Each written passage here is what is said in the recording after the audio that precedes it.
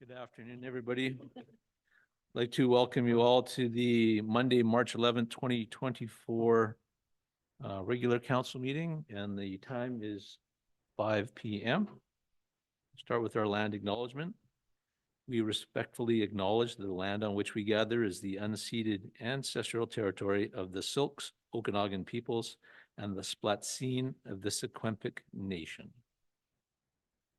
Moving along, I'll be looking for a motion that the March 11, 2024 agenda for the regular council meeting be adopted. Somebody on the floor? Thank you, Councillor Wayner. Second, Councillor Todd. Any questions? Seeing none, I'll call the vote. All those in favor? Carried unanimously. And now I will look for a motion that the February 20th, 2024 minutes of the City of Armstrong regular council meeting be adopted. Councillor Todd and Councillor Nietzsche, any questions or problems with that? Nope. Moving, I'll call the question then. All those in favor? Carried unanimously. We do have a presentation tonight from the Vernon RCMP. They're not here as of yet. Go ahead, Warren. I just received a message from Staff Sergeant Steve Mancini. They're just running 5 to 10 minutes late. He apologizes. Great. When they arrive, we'll allow them. I know there were some questions for them tonight. I don't know that we want to start with our departmental updates. You want to start with that? Yes? Yes, sure, your worship. I think we could probably start, corporate services could get started, and then we can break when RCMP arrives for their delegation. Very good. Thank you. If you don't mind then, corporate services. Thank you. We'll have Philippa come to the front and present her department work plan. So these are work plans. Council recognized these from last year. They're in conjunction, in coordination, I should say, with the council priorities and the budget. So we're just showing you exactly what we're going to try and accomplish this year. So we'll start with Ms. Harding with corporate services, and each goal is attached to a priority, and we've given timelines, and if there's a budget included, just to let council know about the budget. So if you have any questions, just ask as we go through. Thanks. Good evening, council. All right, our upcoming year. So first up on my work plan, I have the asset management plan and annual report.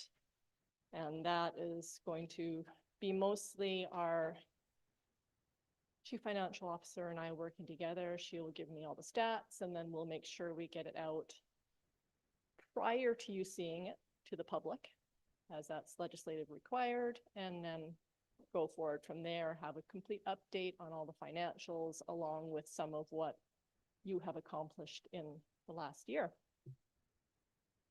After that, continuation of the infrastructure levy. Once again, this is a supporting role for communications mostly, and along with bylaw policy and any legislative requirements, making sure that the city is on the up and up and doing what we need to for that one.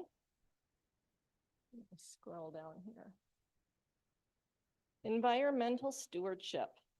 So for this one, it was part of your strategic plan that there would be a working group started with our neighboring governments, along with our First Nations that are our neighbors. So I'm going to be assisting our Director of Operations with that and making sure that anything to do with the committee is once again legislatively meeting all the requirements that we need to do as far as agendas and minutes and so on and so forth. Moving right along, community well-being. Let's see. Oh, this is a big one. The Parks and Recreation. We're going to be doing a lot of adjustments with that, with Canlan no longer going to be renewing their contract. So we're sort of researching and setting things up so council will be able to make a decision on what they wish to do. And official community plan, working with planning and making sure that everything there, once again, that the bylaw is looking as it should, meeting all the requirements that we need to as far as public notification. And speaking of public notification, right on down to review and update our communication strategy. I'm eyeballs deep in a communication strategic plan, which somehow keeps getting added to with each rabbit hole that I go down. So that is hopefully going to be coming your way fairly soon for a first look at it. Part and parcel with that is I have mentioned it previously, is our public notification bylaw, which will be coming on April 2nd, I believe. And part of that is our mass notification. So our email system setup, which we launched today, just sort of a soft launch. We haven't pushed it or published it. But if you go onto your City of Armstrong homepage, you will see right at the very top, sign up for. Click on that, you enter your details, and you will start receiving our council highlights. Any updates that are required regarding snow removal will come. Any public notification we need to do for bylaws, adoption, that will pop right up in your email. Just trying to make it so that we will not have to rely on the burning newspaper anymore. So that's going to be coming very shortly. And also part of your strategic plan, exploring our volunteer recognition opportunities. So we've already started with that we are sharing a lot of the social media posts put out by other volunteer organizations and helping them promote where we can and reaching out and touching base with them to see where we can assist and make sure that that level of pride within our community is really up, which I think just kind of helps, especially when so much is run by our volunteers. Resiliency, records management implementation and training. We have launched this already, as you know, you've seen our new bylaw, and we are doing an inventory of all our records. The upstairs of City Hall is done, and now we need to get down into the basement and see what exactly is down there.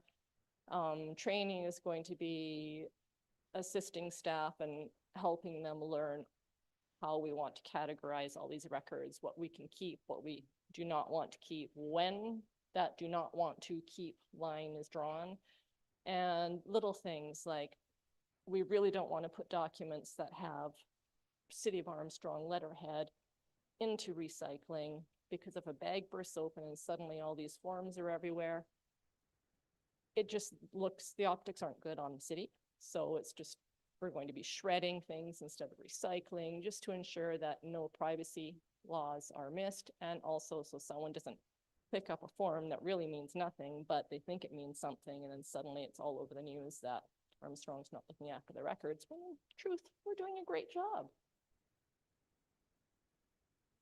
Onwards. Yes. I'm just wondering, what's the procedure for things that end up with the museum? Are there specific things that museum still likes to keep? Because when you go to the museum, they have all kinds of way back tax notices and stuff. Is there communication there about what they like and when they might get it and no, they won't get it, or? Through the mayor at this point, no, there isn't, not with myself. I'm still trying to figure out what exactly we do have in our possession. And quite a lot of it, we actually have to keep in our possession.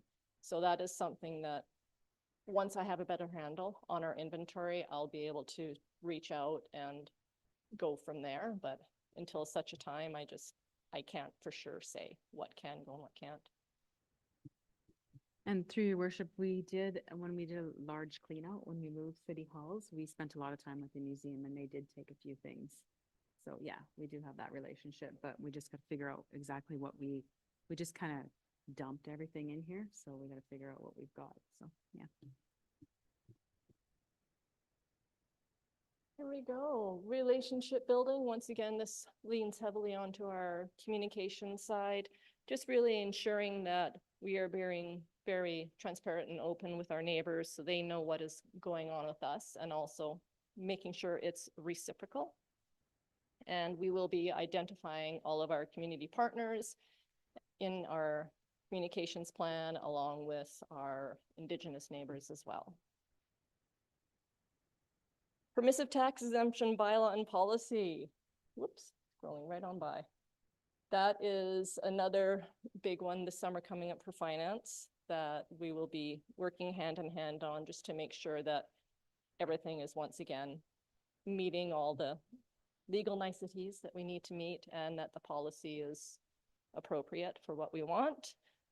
And then the last one is kind of part and parcel of everything else except for maybe the communications. And that is the part of corporate services where I am corporate officer. So that plays into our records management. It plays into any of the contracts and agreements. It plays into ensuring that the community charter is being met, the local government act is being met.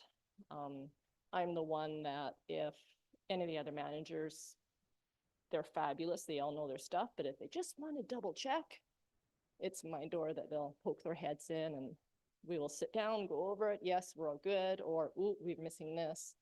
So I'm sort of one of the last doors I need to get through to ensure everything is being met. And that is corporate services for the next year. Great, thanks, Philippa. Any questions? Any other questions? No, great. Thank you, Philippa. Thank you.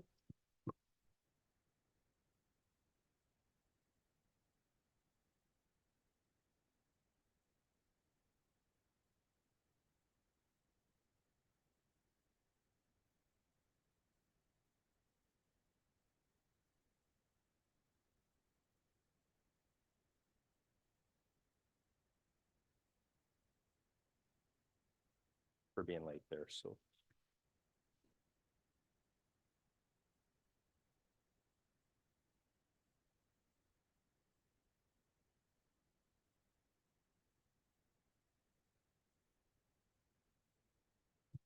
Excellent, thank you.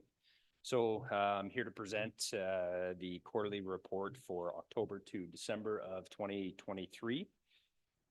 We can just go right in the next slide there. The next slide just has some photographs of some community events. I think one is Remembrance Day there. We had a Cram the Cruiser event in Coldstream for the food bank. And I think the bottom right is an NB Seniors Luncheon. So a whole bunch of different community events right across the Vernon North Okanagan detachment. And we plan on obviously continuing those things. Coffee with a Cop is one of our kind of more popular ones that we've had right across our area. And I forget how many we had last year, Steve, but we had probably 4 or 5. We had a recruiting edition in Vernon last year, which was actually quite successful, a real push to seek recruitment and engage some young people, and people are looking to change their careers and things like that. So it was followed up with a recruiting session at the detachment, and that went very well. So we're going to plan on doing another one of those, and I'd like to host it out in the rural area this year and do that. So we're working hard to get some more of those going. Yep, next slide. Thank you. Section report. Yeah, you can just put them all up, please. This is just a slide just showing our different, oh, yeah, that's fine. Whichever, okay, excellent, thank you. Just the Vernon North Okanagan detachment is made up of frontline policing, so that's GD, general duty, we call it, uniform policing. We have our serious crime unit, which is based in Vernon, but they do service the Coldstream and Vernon area. Out here in the either provincial areas or the muni unders, those serious crimes are serviced by our Southeast District Major Crime Unit. Special Victims Unit based in Vernon, and they investigate all sexual offense, not all sexual offenses, but the more serious sexual offenses, the offenses against children and domestic violence and missing persons. They kind of look at those files. Some of those files stay with the frontline police officers, and some go up to that unit if they're more serious or more complicated, multi-victim type offenses and things like that. So, and then targeted policing, that's comprised of drug section. We have a downtown enforcement unit in Vernon, and then we have a prolific offender unit, which actually does lots of work out in the rural areas as well, targeting identified prolific offenders. You've probably heard through the province, the REVOI program, which is the violent offender program that they're working on right now and has been in effect for probably about a year, I think, Steve. So that's a bit separate from targeted policing, but they are targeted police officers. They do work on the Revoy candidates. I think we have 4 identified for the Vernon North Okanagan detachment. And that's Crown, probation, police, all kind of targeting certain offenders. We have 4 on that list, and then prolific offenders in our area. I think we have 16 right now on that list. I think about that. So, all right, next slide, please. And this just shows the quarterly stats up in the left corner there for Armstrong. Percent change from quarter, you see plus 5.1% change in calls for service. And then the year to date, so that's the end of the year, is plus 1.6. Nothing alarming there. Just that's actual just calls for police service files that were open and created. No real trends over the year that would suggest there's anything that's a big concern. It could be many reasons why the calls for service have gone up, but nothing significant that we need to pay attention to. The criminal code offenses percent change, you see there's a big change in the quarter, plus 15%. And there's one of the other, I think in the overall or the larger report had in there, there was a few more assaults in, I think, November and December. Again, no alarming trends or any concerns for myself or Steve about public safety in the community. But that just accounts for that number. But if you look at the year to date, there's minus 22.5% change in criminal code offenses, which is very positive. Really good for us, good numbers. Sometimes even if at the end of the year, if they're negative, it all depends on how many charges and offenses are happening and things like that. But good numbers there. Property offenses, as you see, the quarter is down 60.7%, and the year to date, so the end of the year for 2023, was down 60.5%. Lots of great work being done by the police officers in this community. A lot of charges. Sometimes those numbers can be impacted greatly by who's in jail, who's in the community, who's in jail, who's out. And there's been a lot of really, really good work by our local police officers to combat crime in the years previous. Real push for us to charge people for charges on the Crown Council, and we have a really good relationship with them and doing really well. So Steve and his teams out here in the rural have been doing really good, and I think those numbers reflect that. So. And at the bottom there, they've just got the report to Crown Councils in the quarter, 51 for the entire North Okanagan, and year to date, 209. So in reporting to some other communities, both the quarterly reporting, I think for the next time I come, I'd like to just see a difference. I want to see the actual year to date in that, for my own knowledge, because I am told by our local admin Crown Council that our reports to Crown for 2023 were up significantly. And that's kind of one of the focuses we've been looking at, is trying to hold people accountable. And that's ultimately the way we can do it, is through criminal charges. So look for that in the next reporting. You can go to the next slide. Thank you very much. So this slide has got our Integrated Crisis Response Team, or ICRT, that started this year, later in the, I guess, early in the fall. It pairs up, we have 2 police officers paired up with 3 nurses. Interior Health is provided, and they got some training, and they're actually embedded right in the detachment in Vernon. Right now it's 2 Vernon municipal RCMP officers, but Shauna Barr, one of her big pushes prior to her departing was to push to try and get a provincially funded police officer as part of that team, so that the team could come out into the rural areas. So not official yet, not confirmed, but we're very hopeful that that will get approved. And then we could remove one of the Vernon regular members, police officers, put them on the team, and then the team would service out here. So they've been very successful. Our leadership in Vernon is very happy with the work they've been doing, because they deal with many of the obviously very challenging calls, not just wait times at hospitals, but just time spent at scenes, which inevitably has some pays dividends later on with the same people if we're dealing with them over and over again for the mental health calls.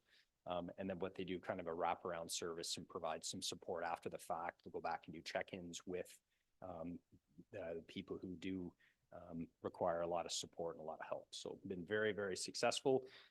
No shame on my part in saying that I was very concerned about taking 2 police officers off the frontline road and putting them in this team.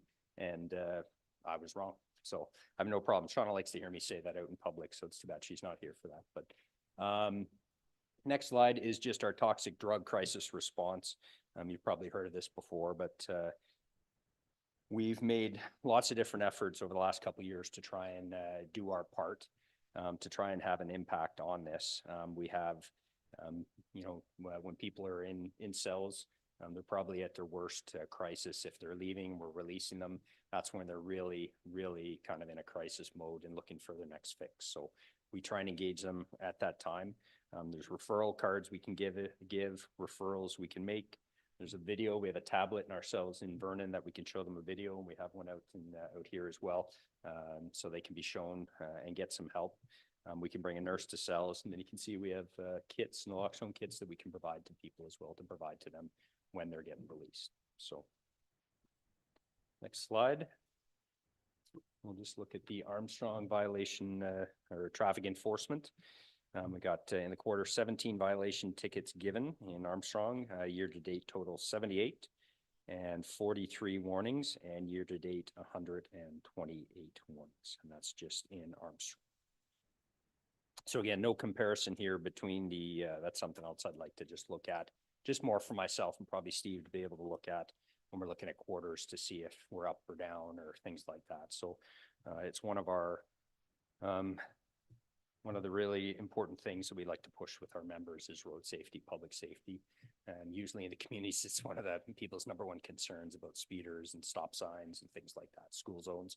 So Steve does a fantastic job really motivating our members and keeping them on task to make sure that is a priority for their shifts. So. Just to jump in here, sir, just in regards to traffic, one of the fun things that you guys have been out trying to do, we did it last year in fall, and we call it, it's a positive ticketing campaign where our members go into schools, they select a classroom that they create what they call think of me tickets. So it's a picture that they draw just to kind of try to educate people to slow down in school zone. And then moral actually, the watch, they draw all their tickets now. Kids have taken out. They set up a thing in the school zone. So if they catch a violation or somebody's going fast through the school zone, they'll pull them over once they determine it to be safe. And, you know, it's not an issue. They'll bring up the kid with the ticket and they get to issue the ticket just as a kind of a reminder for people to slow down. So you'll see that happen tomorrow. So just kind of a fun mission.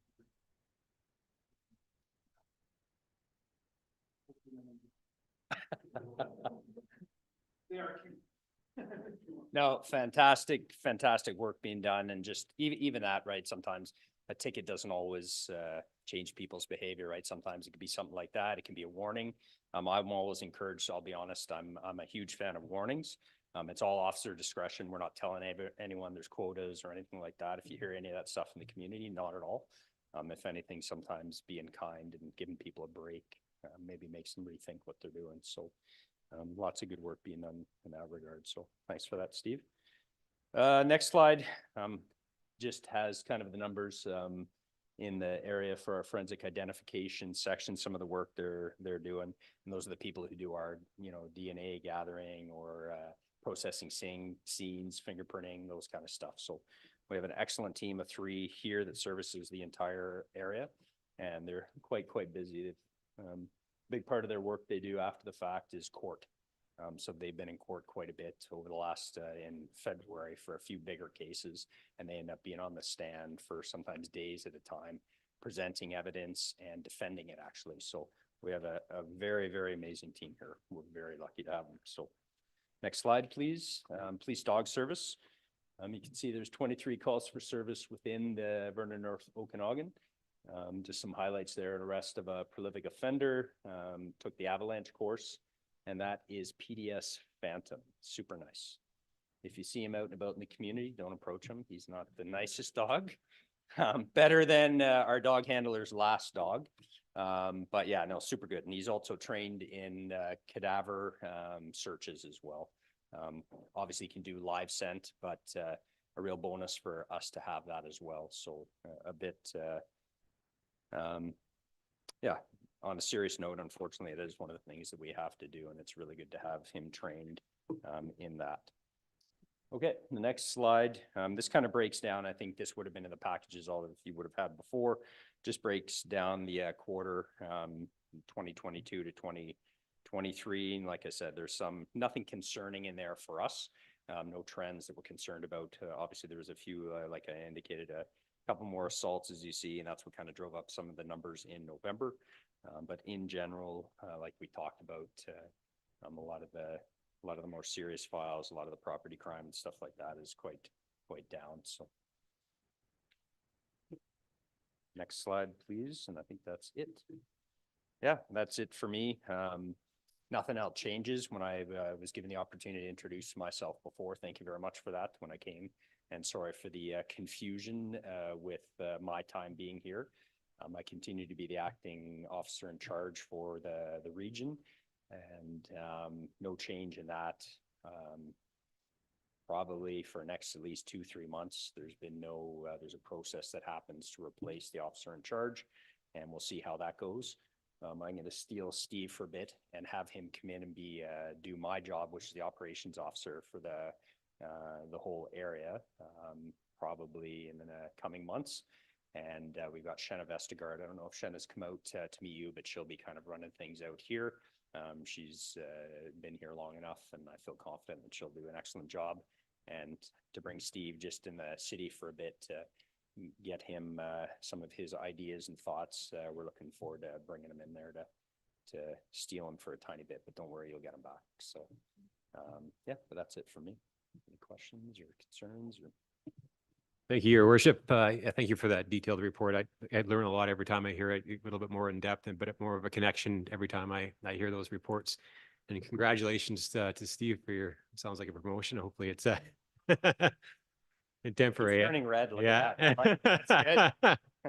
Just and again, it is like myself. I'm temporarily as the officer. Absolutely. Yeah. Yeah. So Yeah. The you can opportunity. still say congrats to him. The opportunity. There you go. Yeah, my question is, I guess in the statistics, it shows Highway 97 separated from all the different municipalities for accidents and the different offenses. Does that, do you know if that includes the section that's right in front of Armstrong? It says small machine, but I'm guessing it's end-to-end small machine, just small machine perhaps, or? I believe it is. I don't know if it's like cuts in right after. I can follow up with our ladies in 2 weeks.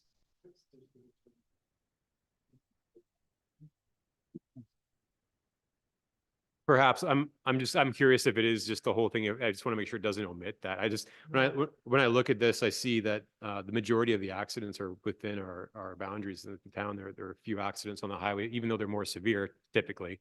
But there's lots of opportunity for accident reduction within the communities is what I'm seeing here. But yeah, I wanted to make sure it was inclusive. And you're not the only community that asks those questions, right? Where you have one of the major highways running through, right? So some of these stats sometimes are our own, how we correlate all of it. We've been asked those questions. We have to dial into them just a bit more. Absolutely, I It'd be appreciate. helpful, yeah, for sure. And then the traffic moving offenses, is that typically speeding or what's included in those? Can be anything. Yeah, go ahead, Steve. Primarily speeding is what and Armstrong obviously being smaller community with big opportunities to get big speed, most of those are. Okay. For the most part. So typically the speeding. And Excellent. sometimes they'll obviously.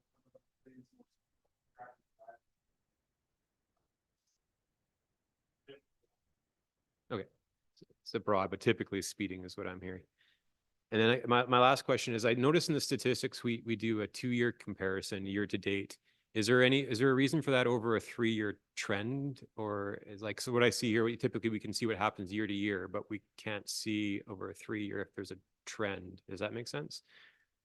Yeah, I think so. How we present the quarterlies, it wasn't kind of my construction. This is what they've always done. Yeah. Year to year, kind of.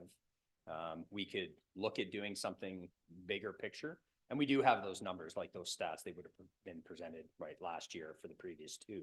We could include them if, if. I'm just wondering if there's a year to date or a year end, if it's possible, even just to see, and maybe in some areas, if there was a trend versus just an increase. Because sometimes I'm curious if the as the population grows, perhaps there's a change here, or if, like you said, the prolific offenders in the areas, if it's a 3-year growth, or if it's just a 1-year spike. Does that make, if that makes sense? Yeah, it does. So we look, we meet every 2 weeks. We have a comparative statistic meeting. Steve, myself, crime analyst, we sit down and just kind of look at those trends. Yeah. And she does a lot. She does 2 weeks to 2 weeks. She does year to year. And we could kind of do almost anything Okay. to look at those kind of spikes. But it is really, I mean, even if we saw a lot of red Yeah. here, in general, there's not like Small we're, numbers. yes, yeah. Yeah. And I'm sure that's been explained before, but it is kind of those small amounts can really drive crime. One person in a community can be responsible for a lot of different crime, but Perfect. Yeah, if there was a trend there, I'd just be curious to see if it was the trend, or even just the report if it's a 3-year trend or something, that would be fine. I just curious in my mind. One problem with I was, if you go back 30 years, it's kind of right when we were still in the thick of COVID and going through that. So that skewed a lot of our numbers because people weren't leaving their houses. Things like that. So some of those numbers from the last few years might be not necessarily showing. That, but we could still, it'd be easy. It'd be excellent. Yeah. Just Yeah. even one time would be great. Thanks. like for us, our policing trends, more importantly, is what we're looking at is week to week, day to day, week to week, to try and get on top of problems, right? So Oh, I even see if what we you- look at things across Yeah. a longer period of time, it's not as significant to us because then we're kind of behind the curve already. I see what So you're we really try and get our stats and like I said, attack problems every 2 weeks. Look at them, Steve will, oh, there's a problem residence out here, and we're gonna kind of focus our efforts, whether it be the targeted policing, prolific offender unit, the uniform members. That's, for us, that's really important. But yeah, we can bring all kinds of stats and numbers. Yeah, I'm things curious and- because we're long-term, we're Yes. sometimes slower, and Yes. it's just seeing what the effect of maybe a change may have, perhaps even asking the question about a change that may have been made or something like Yeah, that. So for sure. Yeah, we can look at that. Yeah. Excellent. Thank you. Thank you for doing double duty in Armstrong, actually. I'm wondering if you'll be at our next council meeting as well. If you'd like, sure. Yeah, I'll I'll be on time for that one. Yeah. You had mentioned this positive ticketing thing, and as I've gotten a little older, I understand how great a program it is, but our very own Mr. Smith back there was involved in a positive ticketing at the Highland Park School here one time. And you mentioned how it's kind of fun. It's not fun when they pull you over and you don't know what's going on, and there's all of these people standing around, kids, and he's laughing away. He pulled over Counselor Fowler. I was sweating bullets and about to have a heart attack. I'm just saying. Well, yeah, if it's any consolation, when I see a police car, I sweat, I get nervous. I slow down, I make sure my seatbelt's on. So, and you know what, even just that, like officer presence, like, and that's what generally like communities want, right? Is to see the police, see a police car. And it does have for us, that's a positive impact. Like that's a positive reaction, right? So, there you go. Excellent. I just had two quick questions or comments, and maybe at some point in time in the next couple of weeks, Staff Sergeant Mancini, we can get together and have a little discussion. Have you noticed any uptick in community problems, sort of the spray painting of the pride crosswalks or damage in the communities, Armstrong as a whole, and then as the greater area? Is there any uptake in that as of late?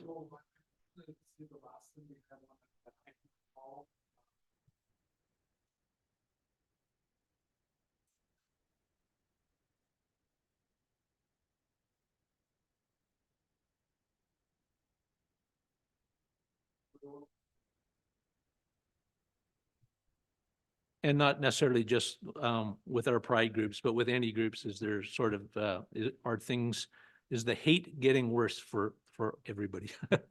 Yeah, I was at a pride event yesterday up at the ski hill, music and some performers and stuff like that. And like for on my time off, I wasn't there working. It was fantastic and not a problem. Not a problem at all. My son puts on events, music events, a huge crowd there, and not a worry.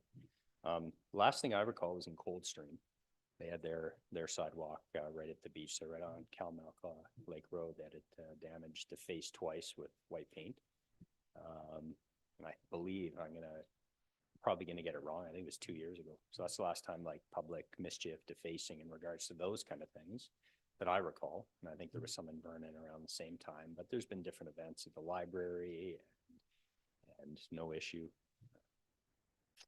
Yeah, there's been some, I think at the school district 22, I know there was some crowd that kind of got unruly, nothing criminal. We looked into that, investigated that. I don't know. I like to say the world's getting to be a better place. People are kinder and kind of being more thoughtful, but of course there's still events and people and groups, and unfortunately the internet has made it easy for them to find each other and to organize. But yeah, other than those, like I can't recall any other type issues as of late. So That's really positive to hear. Thank you for that. And then one other thing that I was curious about, is there any community projects that we can look at? I don't want to suggest block watch, but anything along that lines that we can help to improve our own communities and get citizens engaged with? I haven't noted a program in the last couple of years anyways, or I'm not aware of anything that we could try to engage our citizens. yeah, I think there is probably some things we could work with the city here on. Off the top of my head, I mean, there's the RCMP, and I think the provincial government has just recently approved reapproved the auxiliary program. It's a 3-tiered program with different kind of levels of engagement. In a place like Vernon, where they have a very kind of robust volunteer program there, it's not really something that might be needed. Maybe in a community out here, it's something we can look at. And I don't know if you've looked at that, Steve, not to put you on the spot, but it's just something I was reading about today and thinking about the smaller communities. It does take a bit of management by the police. And I know Warren has lots of experience previously for these type of things, right? So just off the top of my head, that'd be the first one. Not sure if it would work here, not sure if it is a program we could bring. But yeah, we could put our heads together and look at things like that. Thanks very much. We certainly appreciate you gentlemen and all the presence in our neighborhoods. Thanks for keeping us safe, and we'll be happy to join forces with you in anything we could do to improve our community. Thanks very much. Excellent. Thank you. Thanks, everyone. Have a good night.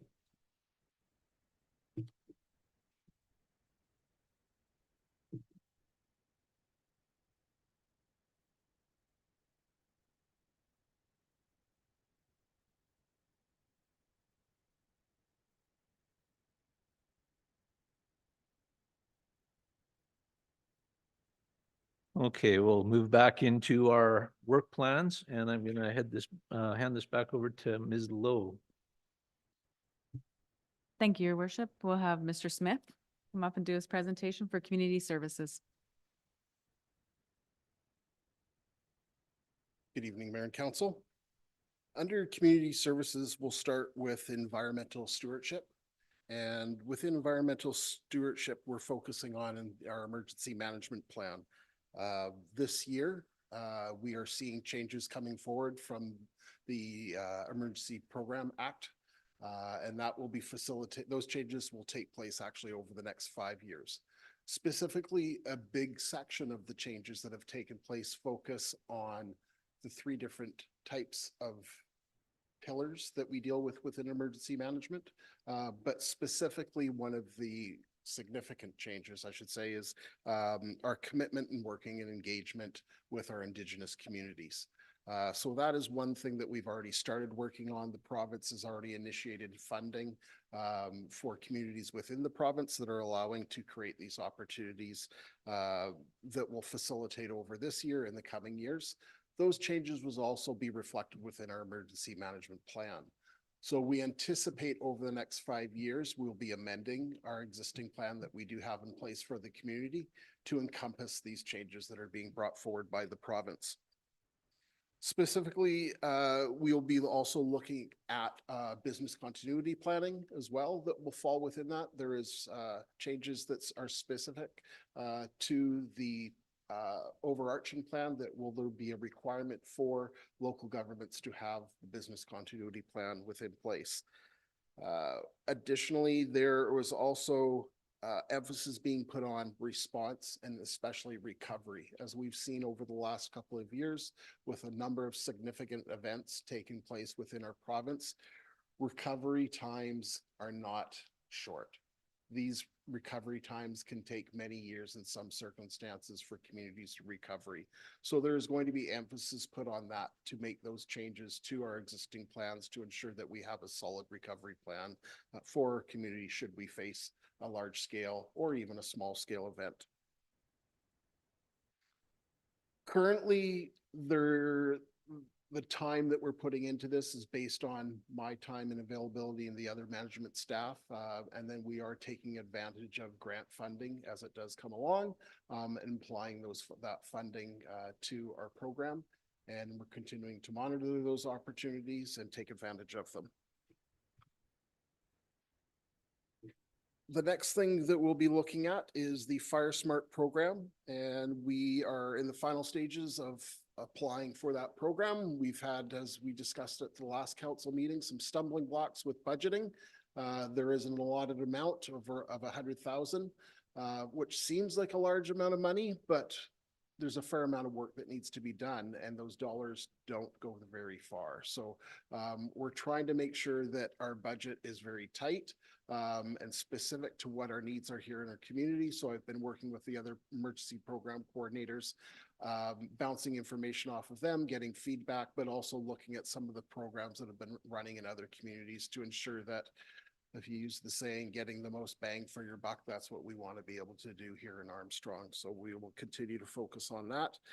If successful with that grant application, we will be able to hire a Fire Smart position. We will participate in the Regional Fire Smart Committee. We will develop Fire Smart education and provide that to the community.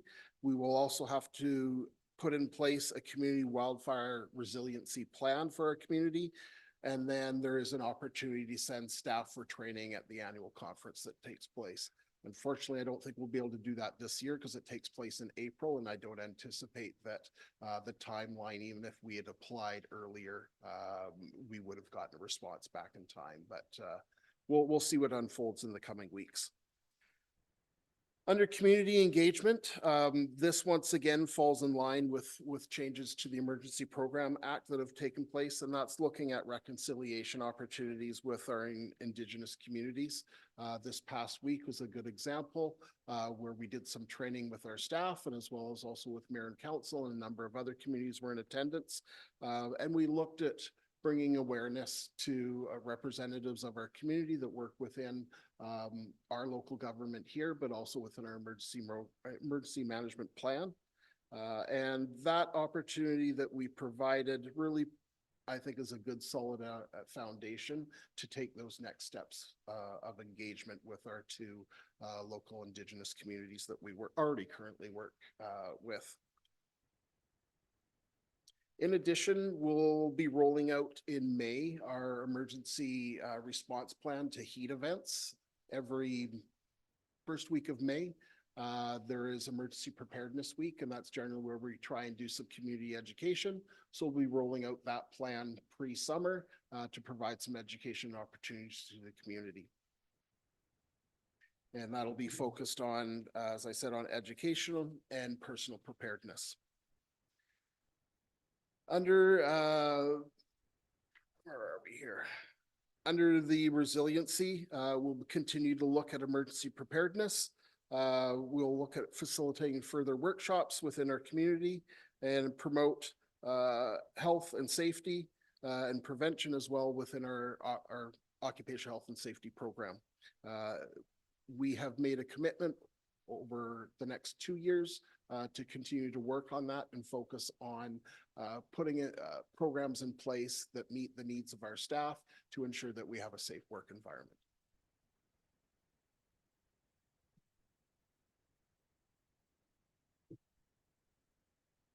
That's it.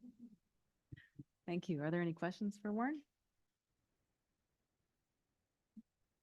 Thank you, Warren. We'll do finance next with Janine Felker.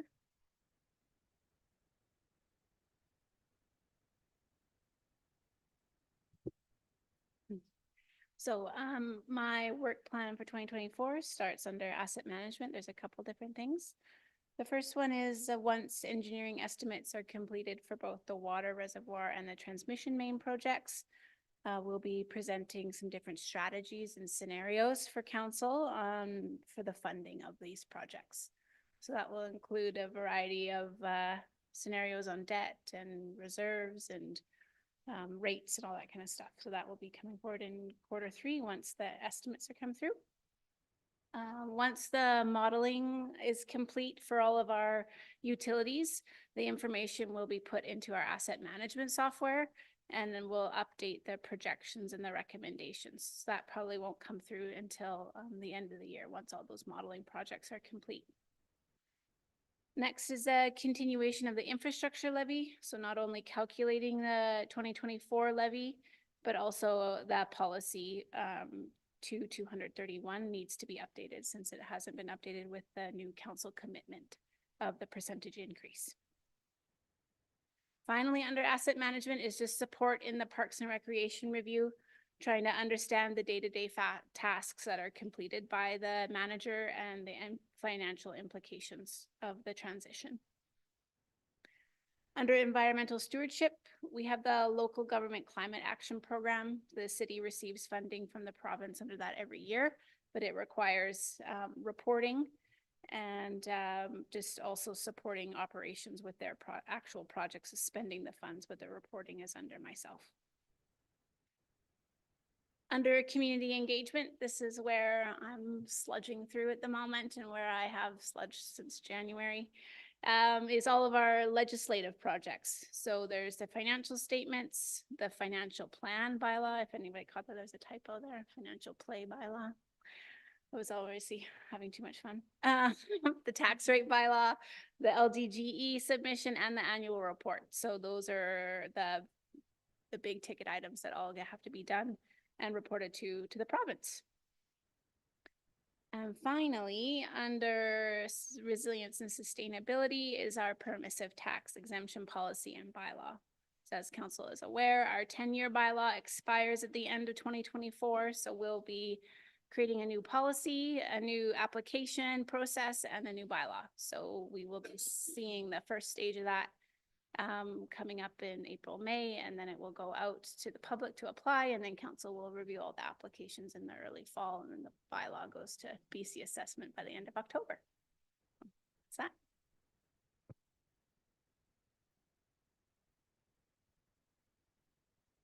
Thank you. We'll move on to Public Works, Operations, Mr. Ackerman.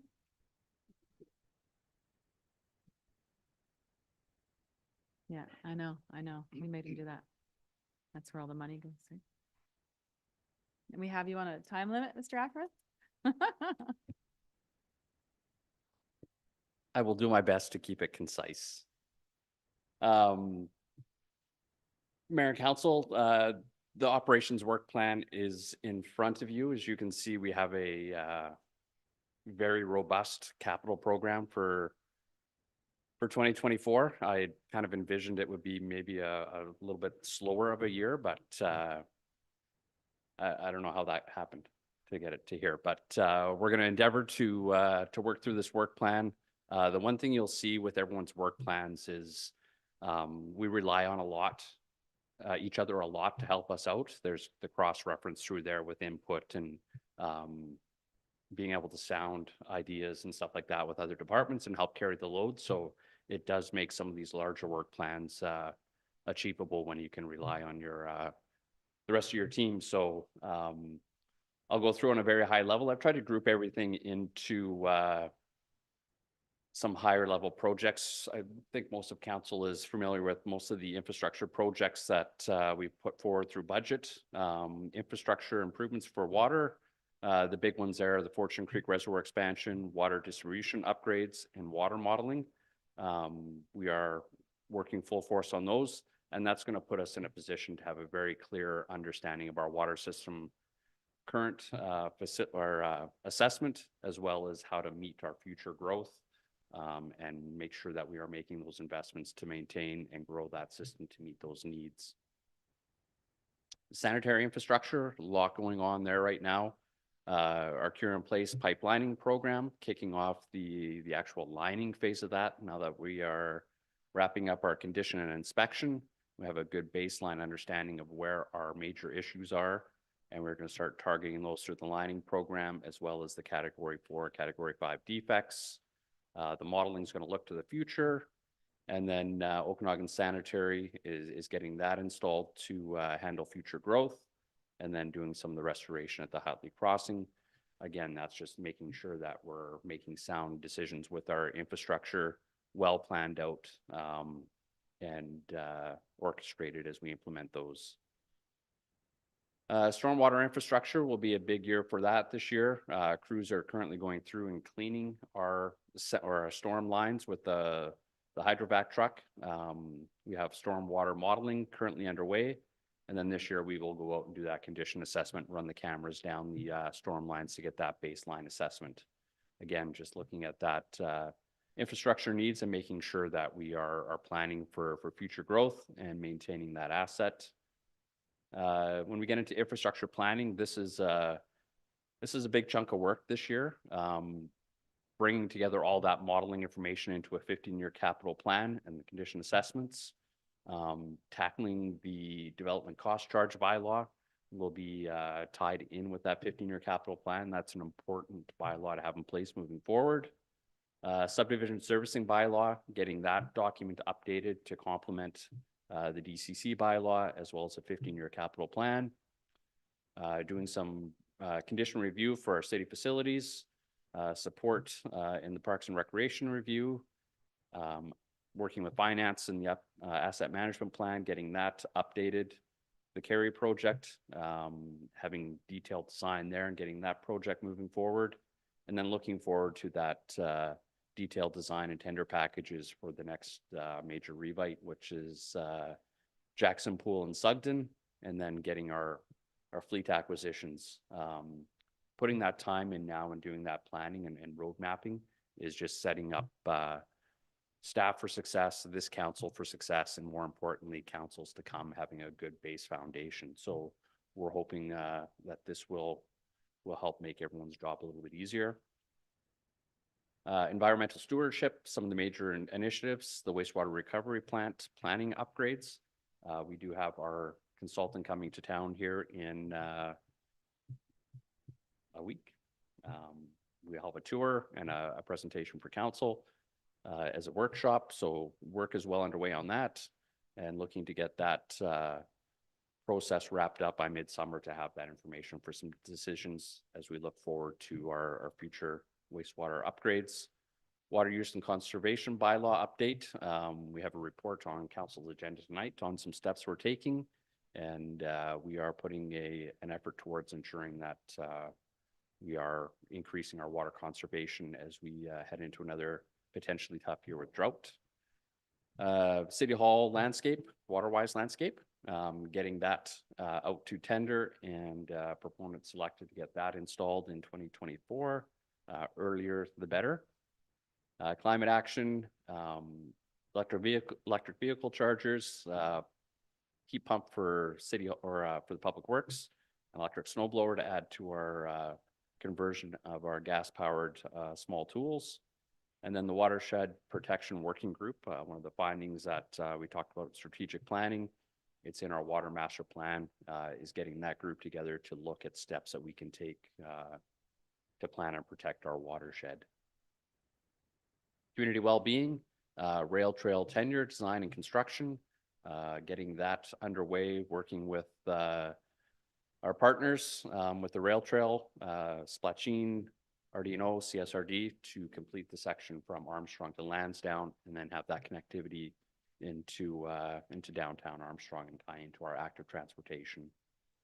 And playground upgrades for Lions Park, that is underway. Equipment is on order from Lions Club, and the city's portion will be implemented here hopefully tomorrow.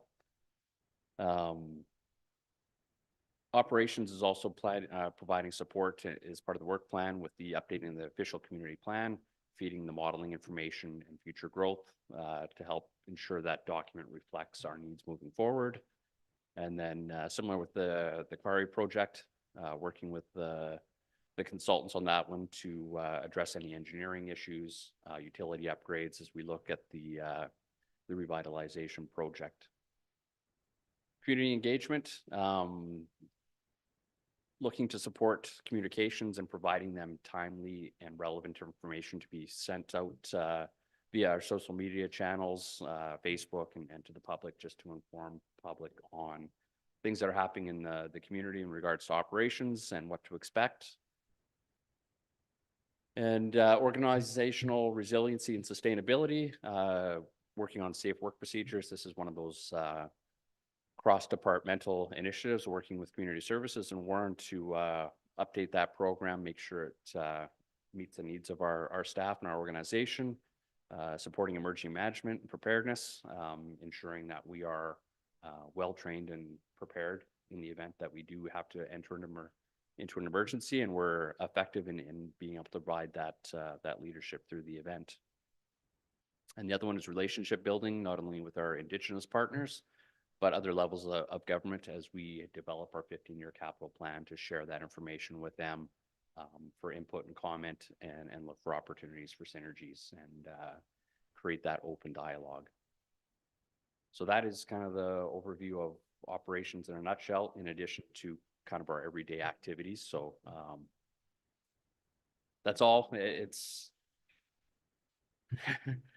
going to be busy, but we'll the team is up for the task and they're excited with the work that's going on. So it's that part of it, from my perspective, is awesome to have them engaged. And so yeah, I'm confident that we're on the right path.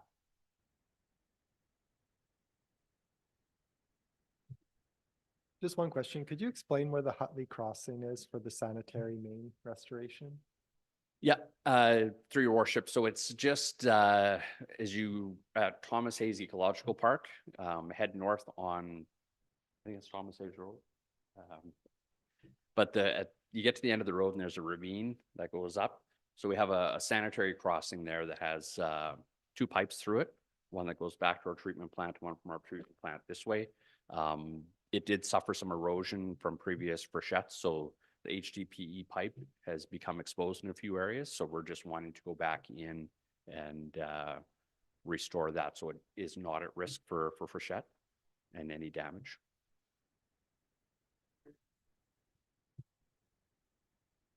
Yeah, it is confusing. That's the official term of it, but yeah. Okay. Thank you. Thank you, Brad. Lori. She's been called to deal with a child. So I guess I'll take a stab at presenting the departmental update. Since we talked about this 1,000 times. So planning services is having another busy year this year. A lot of this has already been discussed with council. So if you have any questions, just ask me as I go through. For her asset management, she's going to be supporting operations in the service modeling and integrate the outcomes into the OCP. So a lot of what we're studying right now and the data that we're collecting will inform our OCP for future studies. That'll be the OCP we're hoping to have completed third quarter, before the end of third quarter. So even closer into the second quarter. Land use and zoning of Old City Hall is also going to be considered during the OCP update. So we're just going to do that as part of a housekeeping process where we will change it to what council's recommended. And yeah, there's a few different properties in town that we'll be looking at just incorporating into our OCP. And then have the OCP engagement. So I got to get my brain around this. So when we're doing this OCP update, we'll be having a lot of community engagement. So the OCP, so what the government wants, the provincial government wants the city to focus on community engagement in the OCP, because they are taking away community engagement when it comes to rezoning, because they are going to automatically make the city's rezone their properties for higher densities. So we're really putting a lot of emphasis on the OCP. It looks like we're going to have to probably do an amendment within 2 years to the OCP because of the housing studies that need to be done again. So we're kind of on that cusp. We're not going to have a perfect OCP, but it will be comprehensively reviewed. And then it will just be doing updates as we move through the next couple of years in accordance to the provincial regulations. So you'll see a lot of what Lori and the planning department are doing is integration into the OCP to capture all of these priorities of council. So environmental stewardship, integrating the wetland protection into the official community plan. The community's been quite boisterous about us wanting to ensure that we protect our wetlands, and OCP is a really good tool that we can use to protect it. Climate action, again, same thing. We'll be integrating that into the OCP. Community well-being, so that she's got under there the OCP plan update. As we continue to work through, you'll see in the next couple of months the secondary engagements. So we'll be having more engagements with the public. We'll probably basically do exactly what we did in the fall, again in the early spring. Reaching out to the community and gathering more information, except for we will have something for them to look at. So we'll take everything that they gave us in the first round of community engagement and present that to the community and then get more feedback. The zoning bylaw update. So this is in relation, this wasn't actually in her work plan this year. It was going to be something that we incorporated in 2025. But now the provincial government has given us direction to update our zoning bylaws, and they've given us money. So it's all funded through grant funding. We will be bringing this forward shortly. We've been working, the planning department's been working really hard on this.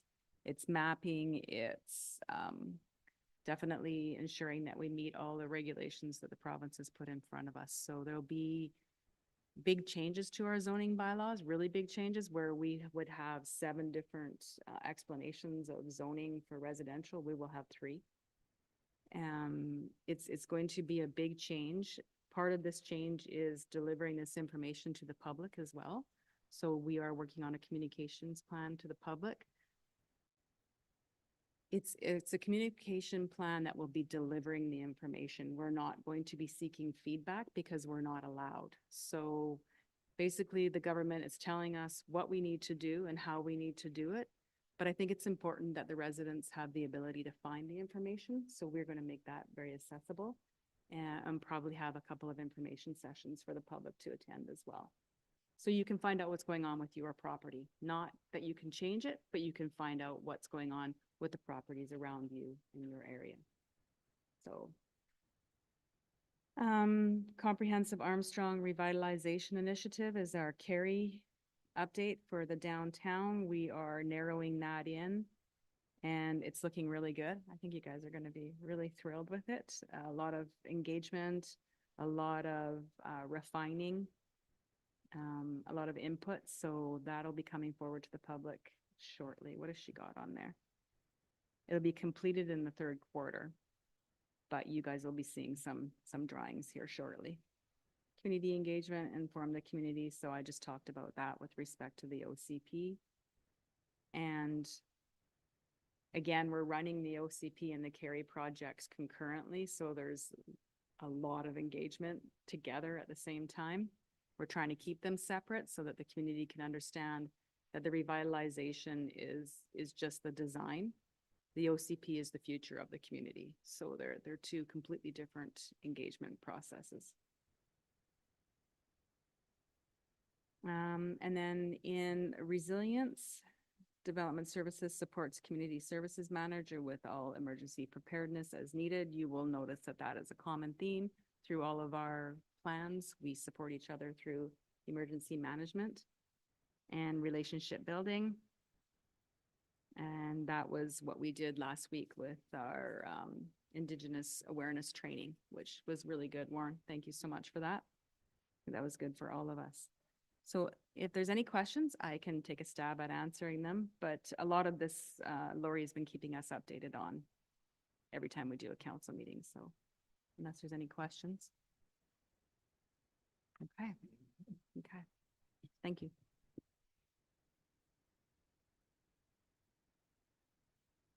Well, I got through that faster than I thought we were gonna get through that one. Next we'll go to presentation of reports, Public Works and the 2024 drought preparedness update.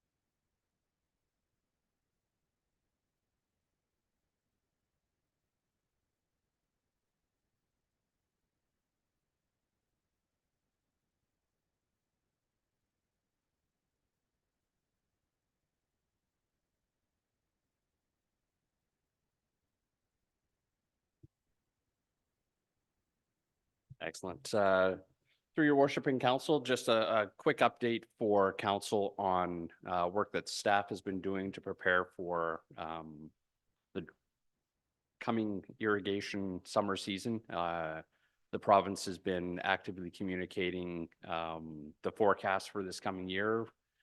Similar conditions to last year, with drought conditions being prevalent for the foreseeable future, unless Mother Nature decides to try and get things back on track with a wet spring. But staff have taken some steps over the last 12 months to make some recommendations for some changes in how we approach water conservation within the community based on our observations.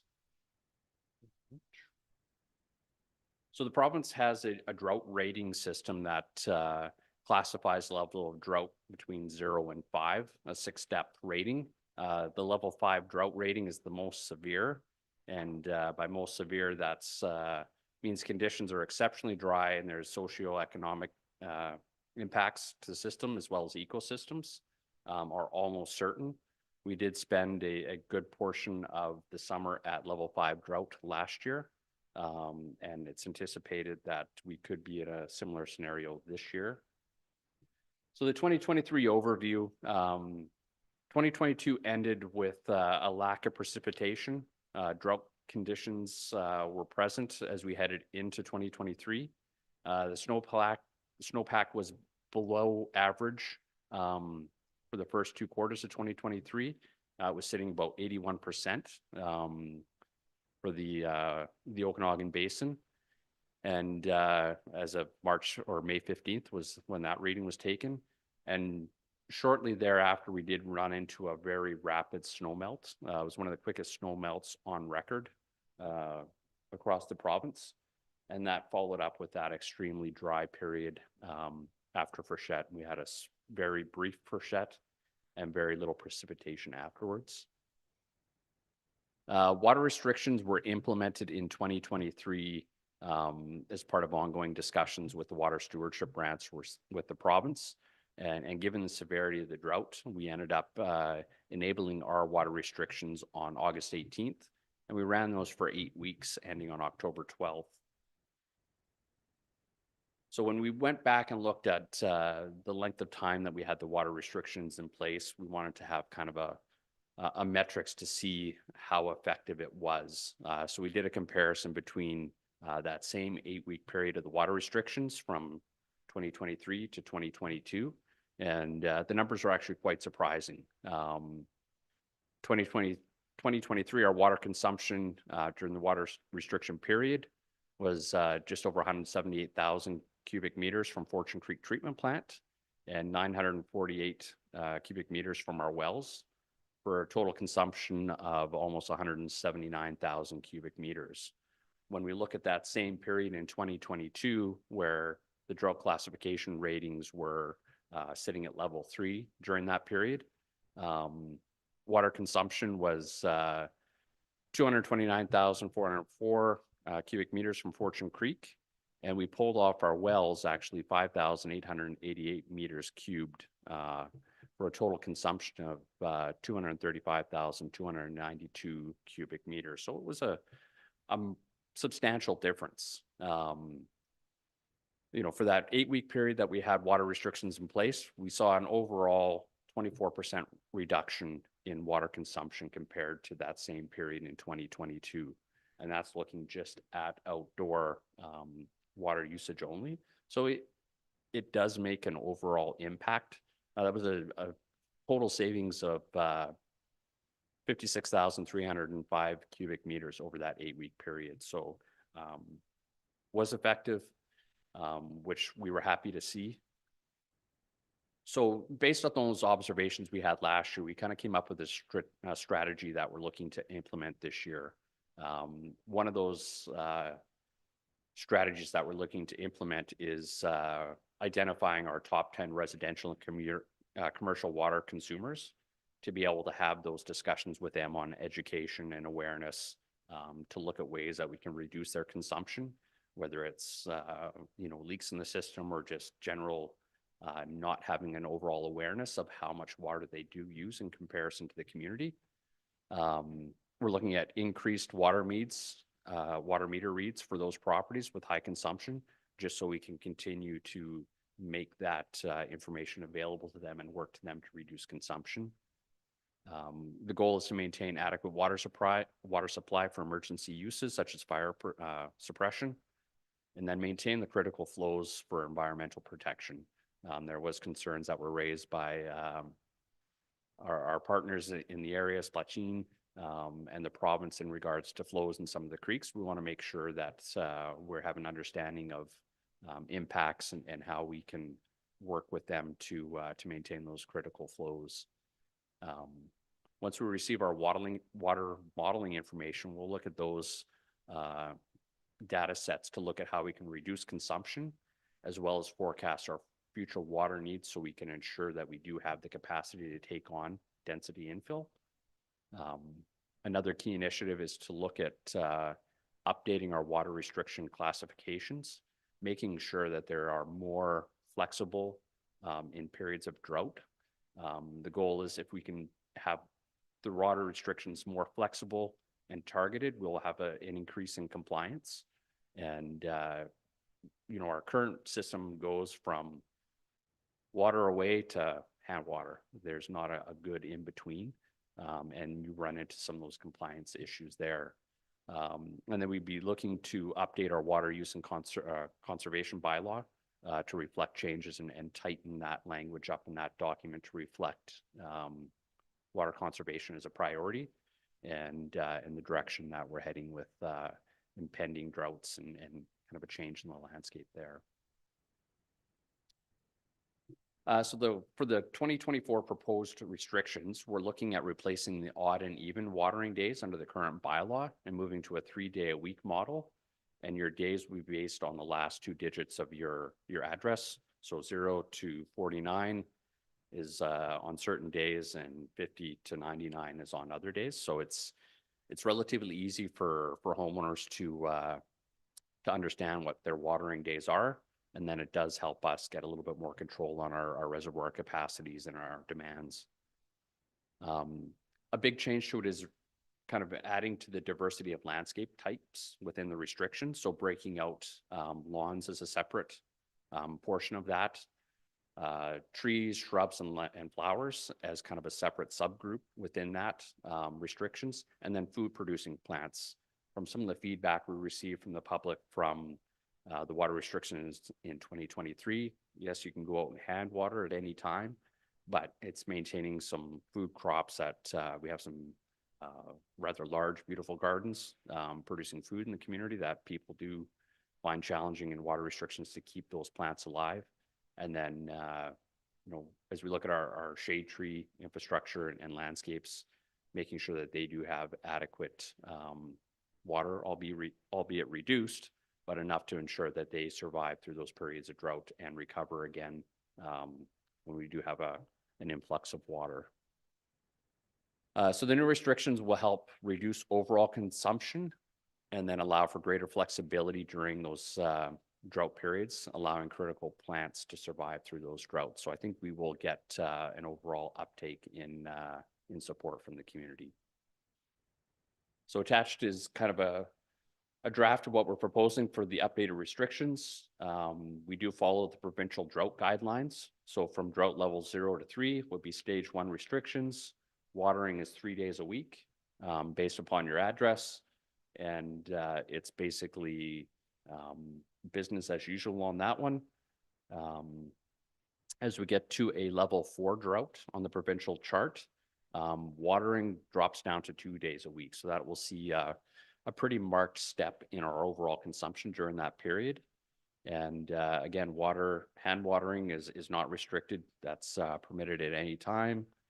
But as we get to that level 5 drought, that's where things really kind of scale back a little bit.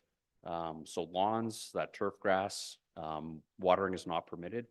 It's proven over the course of time that turf grass is able to recover from a drought period. It will go brown, yellow, but once it does receive water again, turf grass will bounce back, whereas some other plants don't. As we get into level 5 drought, that's where we lose the overhead sprinklers as part of that process and rely heavily on the drip irrigation systems, which is providing lower volumes of water to the targeted root zone. So you're watering the most important part of the plant versus a blanket application to a larger area. That cuts down a considerable amount on water consumption there. And then food producing plants, again, looking at drip irrigation and hand watering 1 day a week for those plants. And then getting into kind of more of the commercial things, it really restricts some of the uses there, control of invasive species and safety reasons and that kind of stuff. So this is what we're proposing to incorporate, maybe a few little tweaks here, really specifying the hours that residents can water and the hours that they cannot water on their assigned days, and tying that in with that education component on how to maximize your irrigation practices. So for communications is a big one, getting this information out to the public in a timely manner so they understand the restrictions and how they can make that work for their particular property.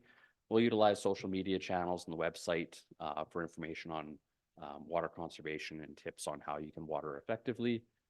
Continue to promote the Make Water Work educational materials from our partnership with OBWB. Utilize door hangers and communicate directly with residents and businesses on education and awareness. So when we do see someone watering outside of the restrictions, we do make that contact where we can, provide that level of education. If no one's home, a door hanger on there, just so the public knows that we're aware and we are monitoring and working with them towards solutions. And then we'll continue to participate in regular communication coordination calls with the province. I've had the opportunity to sit on a bunch of those with the Water Stewardship Branch. I'm actually meeting out in the region here this coming Friday with the Provincial Hydrology Program. So we are well connected into that network of expertise from the province and working closely with them to evaluate our situation in accordance with the provincial system. So we're working together towards a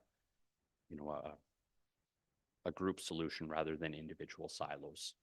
So those are steps that we're taking here in 2024 to minimize the impacts of drought. And we have, don't have it on here, but we have a recommendation with the report. Got actually my.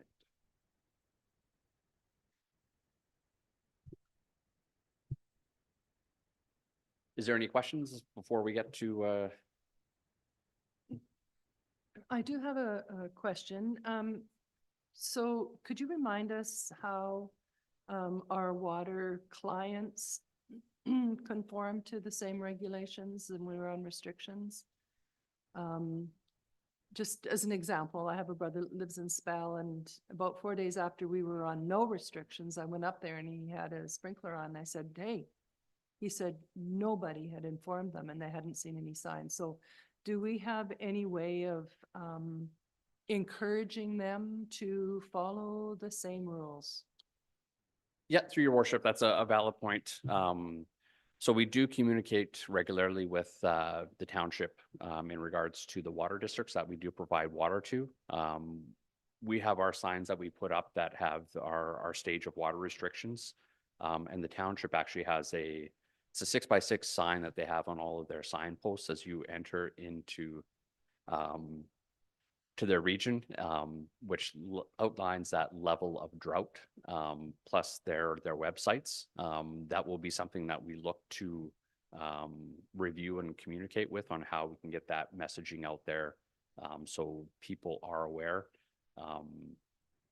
It's on the news. It's pretty prevalent information out there that we are in a drought, but again, it's just making sure that residents understand that applies to them even within water districts.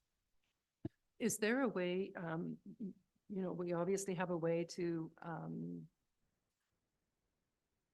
see how much water reduction we have had. Is there a way for us to see if our water clients have had that same amount of reduction?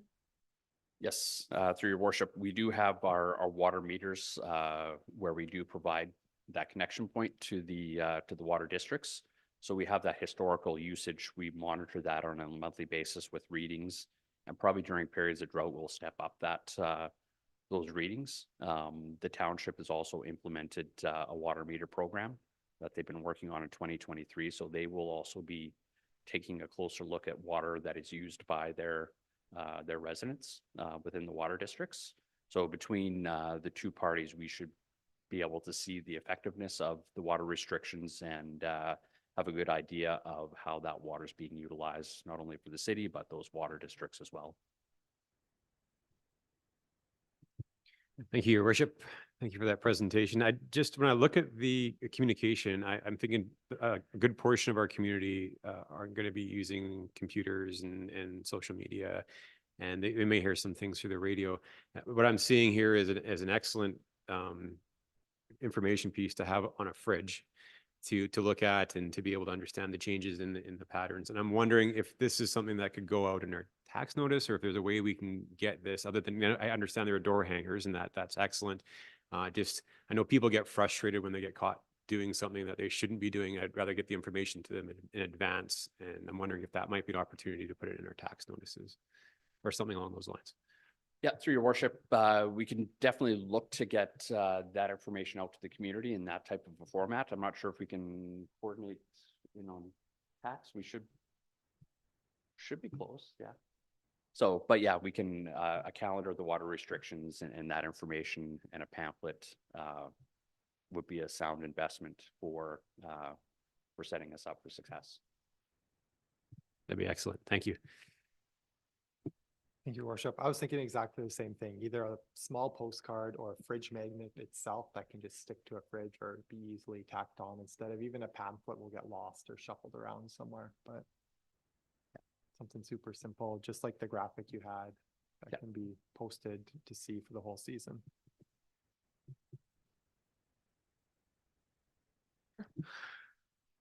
Just a question on enforcement. How is this enforced? It's a good question and a valid question. So enforcement would be through reports from the public, complaint based.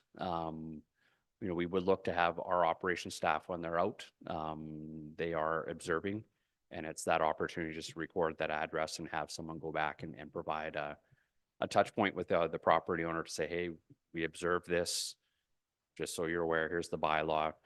Our main goal in this whole thing is education and enforcement is the first priority. We will continue to work with property owners for compliance. If it gets to it where we do not get the compliance from a property owner, then we do have tools in the toolbox for enforcement. But ultimately, our goal is education and compliance. I think when you have a conversation with most people, the message is delivered. We have our bylaw staff that are out on their days through those days that they are working to do those drives through the community and look for sprinkler usage outside of the the bylaw hours and make note or make contact. And over time, word will spread through the community, especially just from our operations staff. They cover a lot of ground in the day, and they are looking out for it. But yeah, we're not looking to have a heavy hand on this by any means.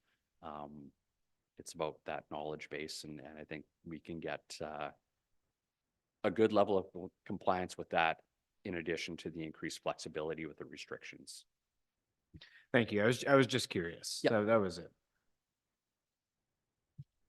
Thank you, Your Worship. I think perhaps we should take a page out of the police and get the children involved in the schools as well.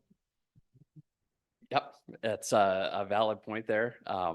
You know, in the future, we can look to water ambassadors. That's a number of communities engage summer students to go through and do exactly that. Either walk the community, bike the community, be armed with some door knockers and some educational stuff, and just engage with residents to say, hey, just notice you're watering, here's the restrictions, and here's ways you can deliver water more effectively. And I think that's something that we would look to build into a program for 2025 for sure. I'm not sure we could pull something together for 2024. There is a bunch of grants out there, but we'll see if it gets bad enough if the province is looking to increase some of that awareness. But yeah, that's a great opportunity.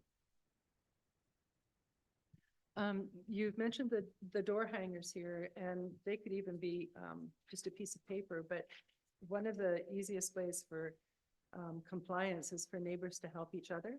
So if there was an opportunity for neighbors to come down and have a door hanger that they could go over and present to their neighbors. I know a couple of our neighbors weren't aware of the water restrictions, and they're thankful to have that information rather than have somebody knock at their door. But that might be another way to get the information out there in a kinder way. And I just want to confirm with Mr. Smith that this is something bylaws would be able to do in a proactive fashion because they are a complaint-driven department. So Through the mayor, we will actively patrol. I think we have a fairly good indicator as to who is maybe going beyond what is put in place. Green lawns stand out.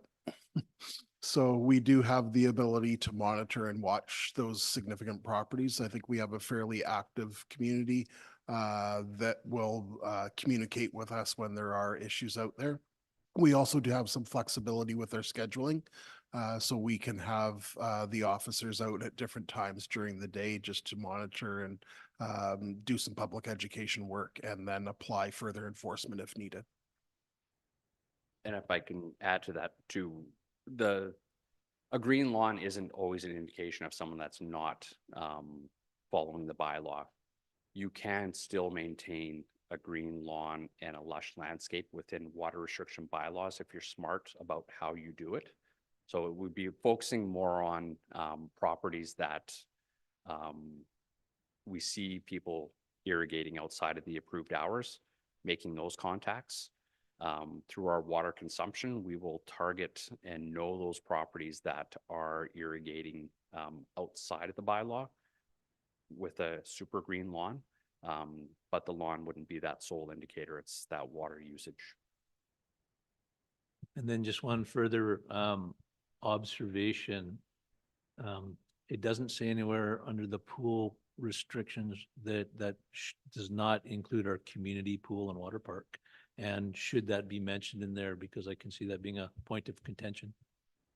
Yeah, through your worship. So that is something we would look to provide further clarification and information as we go through. And if there's the support to amend the water use and conservation bylaw to tighten up some of those parameters on total of irrigatable acres, allotments that can be used to top up pools and the such, to make sure that those figures are in line with water conservation. And that applies to our municipal properties and facilities as well. Yeah, I just want to ensure that we do capture that, because we're talking about having water restrictions at the hottest time of the year and then saying that the pool is not functional because we're not allowed to put water in there. up to a level where we can run it efficiently, would be in poor taste. Yeah, no, we would base that off of evapotranspiration rates and the reasonable amounts that would be expected to be lost to the atmosphere to make sure that those can be topped up accordingly, but not drained and filled.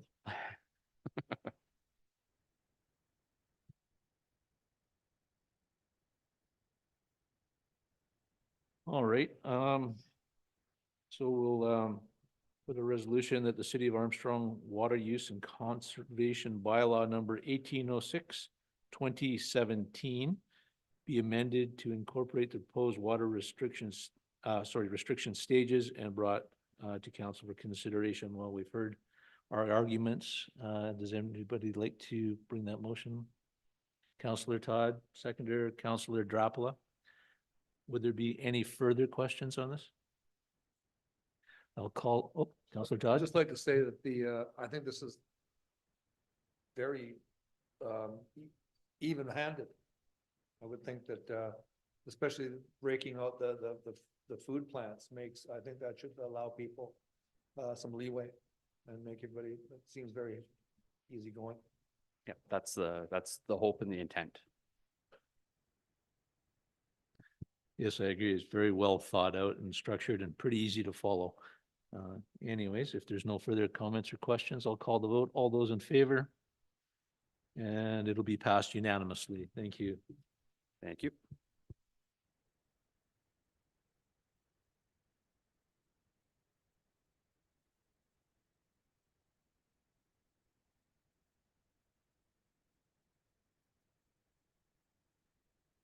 Yeah, so your worship, that is a presentation that Lori was gonna put to council, just summarizing the legislative changes and how they affect Armstrong. She put a bit of work into this, so I'd like to just ask if we can reschedule it for the next council meeting. I could go through it. If there's any important questions right now, I could try and answer them. 'Cause I did work with her on this, but she'd like to present it. Yeah, I think that would be fine, to let Lori do that when she's in. Next, going to Janine. We're doing the final reading. I don't think we need any further presentation, correct?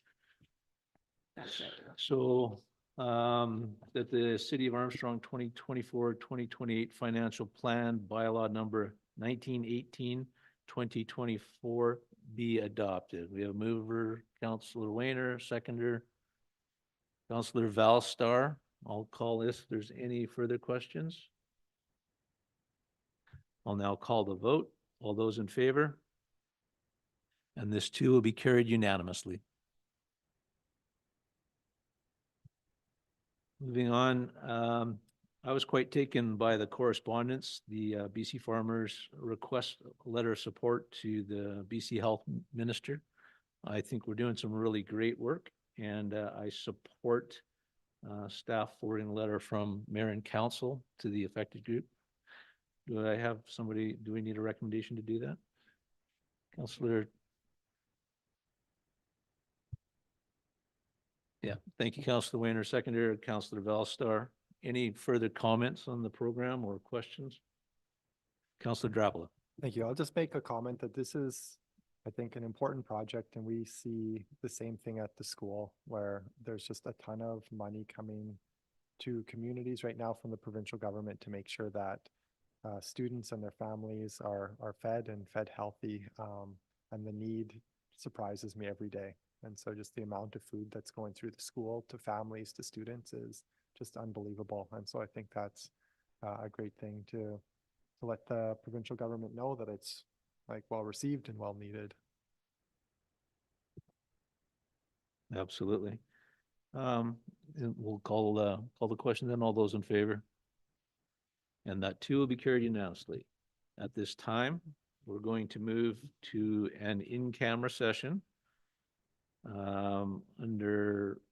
Pursuant to the Community Charter, Section 91, Section C, Labor Relations and Other Employee Relations, and K, negotiations and related discussions respecting the proposed provision of a municipal service that are in their preliminary stages and that in the view of the council could reasonably be expected to harm the interest of the municipality if they weren't held in public.